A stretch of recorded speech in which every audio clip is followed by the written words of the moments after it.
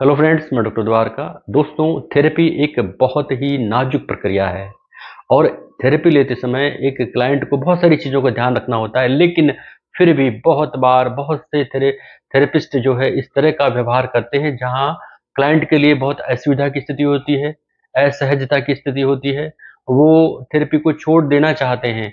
तो एक क्लाइंट को ये जानना बहुत ज़रूरी है कि ऐसे कौन-सी स्थितियाँ हैं जब वो अपनी थेरेपी को डिसकंटिन्यू कर दे, या वो थेरेपिस्ट से बात करे, या फिर वो कोई नया थेरेपिस्ट ढूँढे। तो ये बहुत ज़रूरी है। तो आज इस वीडियो में हम बात करेंगे 8 रेड फ्लैग इन साइकोथेरेपी, यानी कि 8 चेतावनी संकेत जो आपको साइकोथेरेपी में मिल सकते हैं, जिनकी वजह से आप ये सोच सकते हैं कि मुझे ये थेरेपी डिसकंटिन्यू करनी है, या नया थेरेपिस्ट ढूँढना है या नहीं ढूँढना है। तो वीडियो बहुत काम का है उन सभी लोगों के लिए जो थेरेपी सेशन में जा रहे हैं, जाएँगे, जाने की इच्छा रखते हैं, या जो थेरेपी को अच्छे से जानना समझना चाहते हैं। दोस्तों, थेरेपी एक नाजुक प्रक्रिया है और स्टडी ये बताती है कि चिकित्सक यानी कि जो थेरेपिस्ट होता है और रोगी के बीच का रिश्ता सफल उपचार का एक महत्वपूर्ण घटक है। यानी कि दोनों के बीच का जो रिश्ता है वो थेरेपी की सफलता के लिए महत्वपूर्ण घटक है। इसलिए थेरेपी के लिए एक थेरेपिस्ट को ढूँढना बहुत ज़रूरी है। ऐसे थेरेपिस्ट को ढूँढना बहुत ज़रूरी है जिसके साथ क्लाइंट जो है बहुत सहज महसूस करे, सुरक्षित महसूस करे, और यदि गलत लगे तो वो उसको पहचान भी जाए।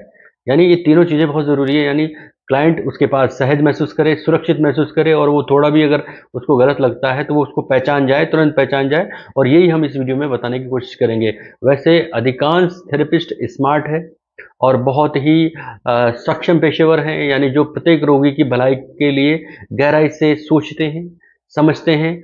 लेकिन कुछ फिर भी ऐसे लोग होते हैं जो अपनी सीमाओं को का, या अपनी गोपनीयता का, या बहुत सी ज़रूरी बातों का जो थेरेपी के लिए ज़रूरी होती हैं उनका उल्लंघन कर देते हैं।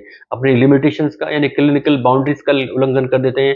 गोपनीयता बहुत ज़रूरी होती है इस थेरेपी सेशन में, इसका उल्लंघन कर देते हैं, और बहुत सी ज़रूरी बातें उनका उल्लंघन कर देते हैं, जो बहुत गलत है, थेरेपी सेशन के लिए बहुत ही गलत है। और इसके अलावा बहुत से थेरेपिस्ट ऐसे हैं जो खुद का सेल्फ डिस्क्लोज़र करते हैं, यानी खुद के बारे में अपना आत्म प्रकटीकरण करने लगते हैं, सेल्फ डिस्क्लोज़र करते हैं।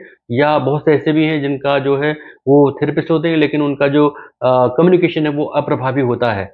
तो ये बहुत सारे मैटर ऐसे हैं जो एक क्लाइंट को जानना बहुत ज़रूरी है। तो 8 रेड फ्लैग्स इन साइकोथेरेपी हम बात करेंगे। नंबर 1 पर हम बात करेंगे सीमा उल्लंघन, यानी कि बाउंड्रीज़ वायलेशंस।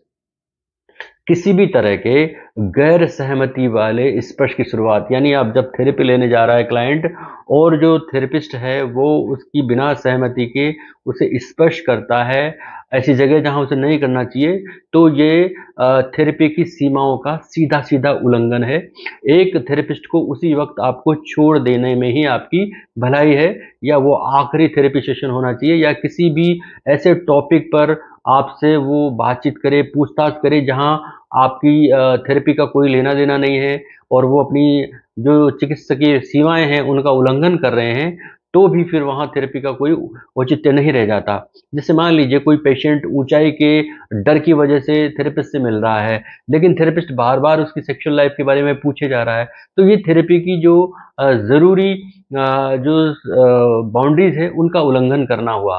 तो मनोवैज्ञानिकों के अनुसार थेरेपी का ये बहुत ही गंभीर रेड फ्लैग है कि व्यक्ति यौन जीवन की बात करे, या जो प्रॉब्लम है उससे हट करके दूसरे उस तरफ गैर जरूरी टॉपिक्स पर उससे बात करने लगे। तो ये बहुत ज़रूरी है, मनोवैज्ञानिकों को मानना है ये अपने आप में एक गंभीर रेड फ्लैग है। और ऐसी जगह पर जहां आपको संतोषजनक जवाब नहीं मिलता है, तो फिर आप उस थेरेपी सेशन से बाहर आ जाएं, या आप नए थेरेपिस्ट की तलाश करें। नंबर 2 पर जो रेड फ्लैग है वो है वायलेशन ऑफ कॉन्फिडेंशियलिटी, यानी कि गोपनीयता का उल्लंघन।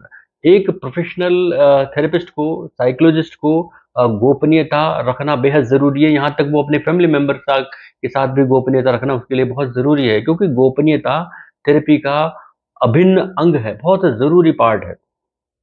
एक थेरेपिस्ट को क्लाइंट की जानकारी तब तक गोपनीय रखना ज़रूरी है जब तक कि क्लाइंट की सहमति ना हो, या बहुत ही ज़रूरी कुछ कानूनी पेच ऐसे नहीं हो कि उससे थेरेपी की बातें बाहर आउट करनी हो। तो तब तक उसको गोपनीय रखना बहुत ज़रूरी है, जब तक कि उसकी सहमति उसे ना मिले।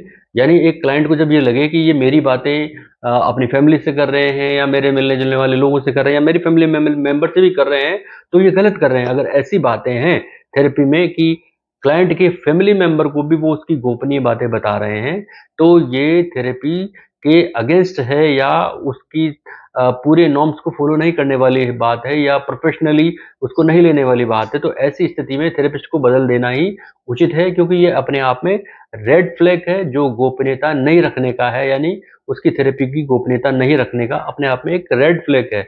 इसलिए गोपनीयता यानी कि सीक्रेसी, यानी कि जो वो गोपनीय बातें बता रहा है उनको गोपनीय ही रखी जानी चाहिए। नंबर 3 पर जो रेड फ्लैग है वो अत्यधिक सेल्फ डिस्क्लोजर यानी एक्सेसिव सेल्फ डिस्क्लोजर।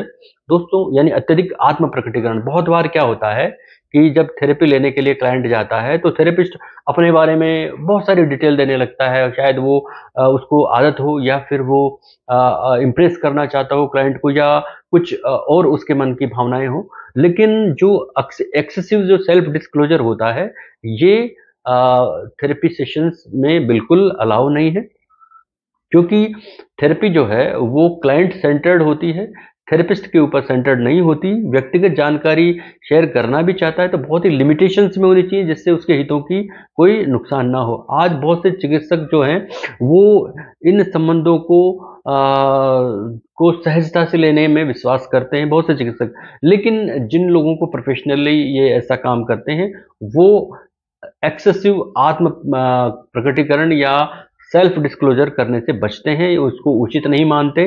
तो ये अपने आप में एक गंभीर रेड फ्लैग है कि क्या थेरेपिस्ट अपने बारे में ज़्यादा से ज़्यादा बताना चाहता है, ऐसे टॉपिक्स पर भी बताना चाहता है जिनका पेशेंट या क्लाइंट की बीमारी से कोई लेना देना नहीं है, क्लाइंट से कोई लेना देना नहीं है, क्लाइंट पर कोई प्रभाव नहीं पड़ेगा, बल्कि क्लाइंट असहज महसूस करता है।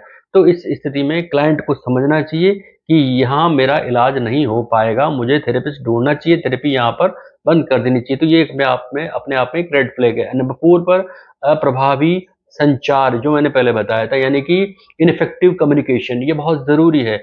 जब थेरेपिस्ट पर्याप्त संवाद नहीं कर सकता, इफेक्टिव संवाद नहीं कर सकता, तो थेरेपी संभव ही नहीं है। यानी मान लीजिए थेरेपिस्ट को गलतफहमी हो सकती है कि मैं बहुत ज़्यादा प्रभावी बोलता हूँ, मेरा इस तरह का बोलने का लहजा बहुत इफेक्टिव हो सकता है, क्लाइंट को ठीक कर सकता है, लेकिन क्लिनिकली वो बिल्कुल ठीक नहीं हो, ये बहुत ज़रूरी है। तो ये अपने आप में एक रेड फ्लैग है कि अगर वो अप्रभावी कम्युनिकेशन कर रहा है, इनफेक्टिव कम्युनिकेशन कर रहा है, तो थेरेपी इससे प्रभावित होगी।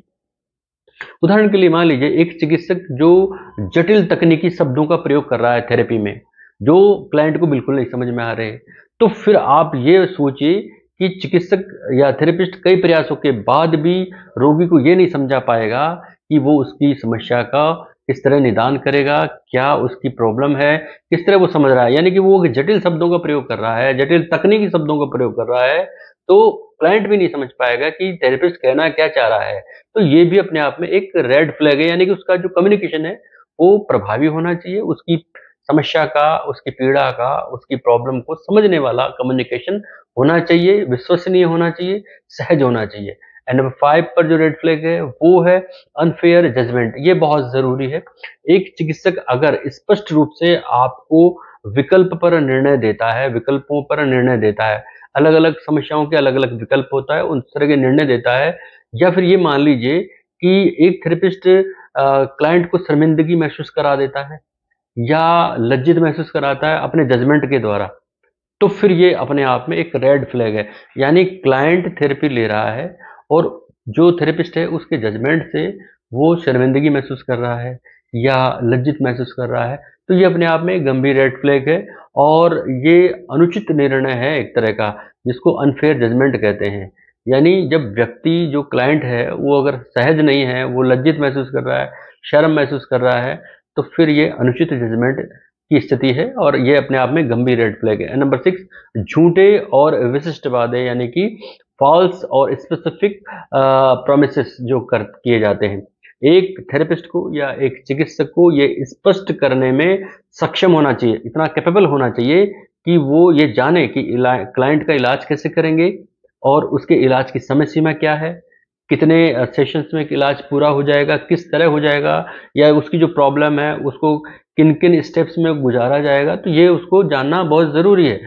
यदि वो इसके बाद भी उसको गारंटी दे रहा है, झूठे वादे कर रहा है, या उसको बता रहा है कि 2 सेशन बाद ये स्थिति आएगी, 3 के बाद ये स्थिति आएगी, तो ये एक तरह से झूठे और जो है विशिष्ट तरह के वादे हो गए, यानी कि उसको गुमराह करने वाली स्थिति हो गई। तो क्लाइंट के लिए, या फिर एक क्लाइंट को जो चीज़ें बताई जा रही है, दूसरे क्लाइंट को भी वैसी बताई जा रही है, तीसरे को भी वैसी बताई जा रही है, तो ये फिर बिल्कुल भी उचित नहीं है। ये एक तरह से झूठा प्रोसेस है। इसका साइको सेशन का एक झूठा प्रोसेस है या गलत तरीका है। तो ये अपने आप में एक रेड फ्लैग है, जिससे क्लाइंट को या पेशेंट को कोई फायदा नहीं होता। एंड नंबर 7 पर जो है वो है कि उचित प्रशिक्षण का अभाव, यानी कि lack of an appropriate training, यानी कि व्यक्ति जो है, जो थेरेपिस्ट है, वो अगर उसमें उचित प्रशिक्षण नहीं होगा तो वो बहुत सारे काम, क्या वो अधिकतर काम बिगड़ जाएंगे। कई चिकित्सकों को कई उपचार पद्धतियों में महारत हासिल होती है। अलग अलग जितने भी जो थेरेपीज होती है, चाहे सीबीटी हो, डीबीटी हो या एक्सपोजर हो, कई चिकित्सकों को या थेरेपिस्ट को तो सब में होती है। कईयों को वो किसी एक में नहीं होती है, वो उसी को बार बार कोशिश किए जा रहे हैं। बहुत सारी चीज़ें आप महसूस करेंगे जब थेरेपी का एक सेशन होता है, तब आपको लगने लगेगा, दूसरे तीसरे सेशन में लगेगा कि जो मैं चाह रहा हूँ वैसा नहीं हो रहा। तो यदि थेरेपिस्ट को प्रशिक्षण प्राप्त व्यक्ति नहीं है, थेरेपिस्ट प्रशिक्षण प्राप्त व्यक्ति नहीं है, तो वो जो स्पेसिफिक थेरेपी देनी है, या जो स्पेसिफिक थेरेपी जो उसको चाहिए क्लाइंट को, वो उसे नहीं आ रही है, तो फिर उसमें प्रशिक्षण का अभाव है, और ये अपने आप में रेड फ्लैग है। जिस चीज़ के लिए जा रहे हो वही अगर थेरेपिस्ट को नहीं आ रही है, तो फिर कोई औचित्य नहीं है वहाँ थेरेपी लेने का। एंड नंबर 8 जो बहुत ज़रूरी है, लाइसेंस का उल्लंघन, जो जनरली बहुत बार देखने को मिलता है। यानी एक थेरेपिस्ट को थेरेपी करने के लिए लाइसेंस्ड शुदा व्यक्ति होना चाहिए, लाइसेंस होना चाहिए, और उसको अच्छा खासा एक्सपीरियंस होना चाहिए। तो ये अगर नहीं है, तो फिर थेरेपी लेने से वहाँ बचना चाहिए। ये बहुत ज़रूरी है। तो मैंने 8 आपको रेड फ्लैग बताए हैं जो साइकोथेरेपी में पाए जाते हैं। नंबर 1 पर मैं दोबारा बताता हूँ कि सीमाओं का उल्लंघन, यानी कि बाउंड्रीज वायलेशंस। नंबर 2 पर गोपनीयता का उल्लंघन यदि थेरेपिस्ट करते हैं तो वो बहुत ही गलत है, रेड फ्लैग है। नंबर 3 अत्यधिक आत्म प्रकटीकरण, यानी कि excessive self disclosure. And number 4 जो है वो है इनफेक्टिव जो है कम्युनिकेशन, यानी कि अप्रभावी जो है संचार जो किया जाता है वो। एंड नंबर 5 पर अनुचित निर्णय, अनफेयर जजमेंट्स। एंड नंबर 6 पर झूठे विशिष्ट वादे। नंबर 7 पर lack of appropriate training. And number 8 पर जो है लाइसेंस का उल्लंघन।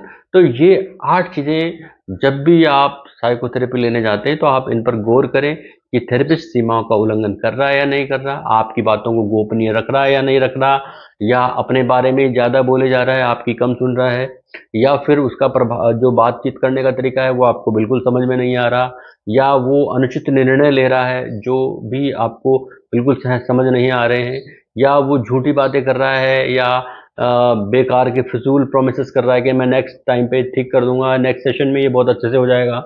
एंड नंबर 7 जो है, क्या वो ट्रेंड व्यक्ति है। नंबर 8 जो है वो क्या वो लाइसेंस शुदा व्यक्ति है। तो ये 8 जो है आपको ध्यान रखने होंगे ताकि आपकी थेरेपी बहुत अच्छे से हो जाए। मेरा ये वीडियो अगर आपको थोड़ा भी ज़रूरी लग रहा है, पसंद आ रहा है, तो लाइक करें, शेयर करें, मेरे इस चैनल को सब्सक्राइब करें, बेल आइकन प्रेस करें ताकि इस तरह की स्पेसिफिक जानकारी आपको पहले ही बार में मिल जाए। धन्यवाद।